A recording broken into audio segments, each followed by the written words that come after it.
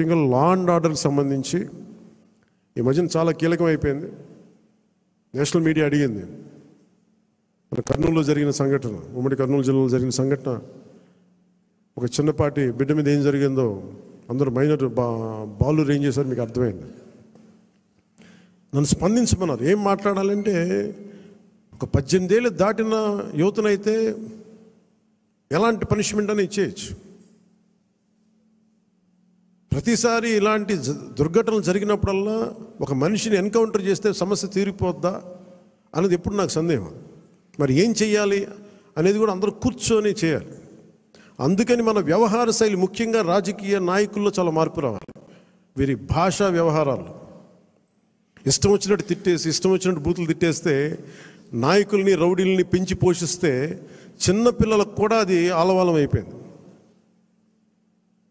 అందుకని law and order విషయంలో మీరు చాలా టఫ్గా ఉండండి.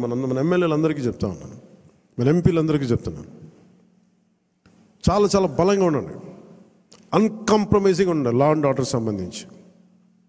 అలాగే విద్యా వ్యవస్థలో కూడా మనం నెక్స్ట్ మీటింగ్లో ఎప్పుడు కూర్చున్నప్పుడు దీనికి సమాజం కూడా మారాలి, కొంత బాధ్యత తీసుకోవాలి. ఈ సినిమాలు చూసో లేదంటే సామాజిక మాధ్యమాలకు ప్రతి ఒక్కరం కూడా మన కుటుంబాల పట్ల మనం బాధ్యత తీసుకోవాలి. ఇదే నేను cabinet meeting, last cabinet meeting నేను వస్తూ ఉన్నప్పుడు ఒక తల్లి ఇక్కడ వచ్చి ఆగింది. నేను చాలామందిని మాట్లాడుతున్నప్పుడు తల్లి వచ్చి చెప్పింది, నా బిడ్డను తీసుకెళ్ళిపోయారు, 2-3 అమ్మాయిలు తీసుకెళ్ళిపోయాడు అంతకుముందు ఆ కుర్రాడు, 16 ఏళ్ళు వచ్చి తీసుకెళ్ళిపోయారు. ఇక్కడి నుంచి వచ్చిన వారం రోజులు పట్టుకెళ్ళిపోయారు అబ్బాయిని. 9 నెలలు అయిపోయింది, నేను ఎవరికి చెప్పుకోవాలో తెలియట్లేదు. కంప్లైంట్ ఇచ్చాం మాచవరంలో. అంటే మన కేకే గారిని పంపించి వెంటనే కన్సర్న్ పోలీసు అధికారితో మాట్లాడితే 9 నెలల్లో సాధించలేనిది 9 రోజుల్లో తీసుకురాగలి. ఇది ఎందుకు చెప్తున్నానంటే, విజయం అని కాదు, ఒక చిన్నపాటి అధికారం ఇంత చేయగలదు. అలాంటిది 3000 మంది ఆడబిడ్డలు అదృశ్యం అయిపోయారు. వచ్చిన ఏ పరిస్థితుల్లో తిరిగి వచ్చారో మనకు తెలియదు, వాళ్ళు ఎంతమంది తిరిగి వచ్చారో తెలియదు. అందుకని ముఖ్యంగా ఆడబిడ్డలకి సంబంధించి మటుకు చాలా చాలా బలమైన మనకి ఈ లా అండ్ ఆర్డర్ సిచ్యువేషన్ చాలా బలంగా ఉండాలి. అందుకని మనందరం కూడా పర్సనల్గా, అపార్ట్ ఫ్రమ్ పార్టీ, మనందరం కూడా దీనికి భవిష్యత్తులో ఇలాంటి జరగకుండా, నంద్యాల ఇన్సిడెంట్ లాంటివి జరగకుండా ఉండాలంటే ఏం చేయాలి? మాధ్యమాల్లో, ప్రసార మాధ్యమాలు కూడా నా కోరిక ఏంటంటే, ఎంతసేపు తిట్ల పురాణాలు కాకుండా మీరు ఇవ్వాల్సింది ఇలాంటి చర్చలు, ఇలాంటి దుర్ఘటనలు జరగకుండా ఉండడానికి ఏం చేయాలి, దాని మీద కొంచెం హెల్తీ డిబేట్స్ పెట్టండి. మనోహర్ గారు సివిల్ సప్లైస్ ఎంత బలంగా పనిచేసిన మనోహర్ గారు మీకు మనస్ఫూర్తిగా మా అభినందనలు తెలియజేస్తాను. పొద్దున్న హైదరాబాద్లో కూడా మాట్లాడుతున్నారు, అధికార యంత్రాంగం అందరూ మీరు చాలా బాధ్యతగా ఉన్నారు, భయపడుతున్నారు ఏంటని అడిగితే, ఇట్లా సివిల్ సప్లైస్ ఇంత బలంగా ఉంది, పనిచేస్తాను.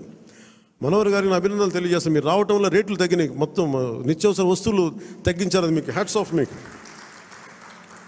అలాగే కల్తీ చేస్తున్న ఎవరికైనా సరే, మనకి పౌర సరఫరాలకు సంబంధించిన, పబ్లిక్ డిస్ట్రిబ్యూషన్ సంబంధించిన రైస్ని, అక్రమ ఎగుమతుల్ని ఖచ్చితంగా బలంగా ఎదుర్కొంటాం. అది రేపు క్యాబినెట్ మీటింగ్లో కూడా మాట్లాడుతుంది దాని గురించి.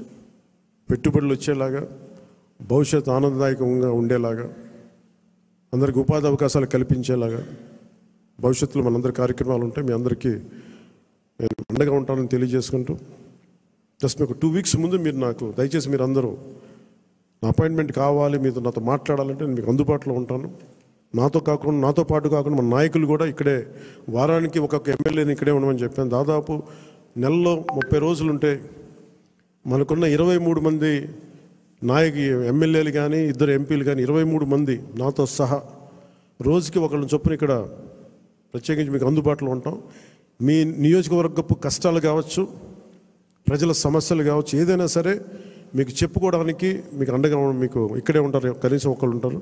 సో ఈ సందర్భంగా మీ అందరికీ, ప్రతి నియోజకవర్గానికి, ప్రతి ఎమ్మెల్యే గారికి కానీ, ప్రతి ఎంపీకి, ప్రతి ఒక్కరు కూడా కేంద్ర కార్యాలయంలో ఒక రోజు మీరు గడపాలి, ప్రజలకు అందుబాటులో ఉండాలని నేను ఈ సందర్భంగా కోరుకుంటాను. సో మీ అందరికీ ధన్యవాదాలు తెలియజేసుకుంటూ సెలవు తీసుకున్నాను. జై జనసేన, జై హింద్.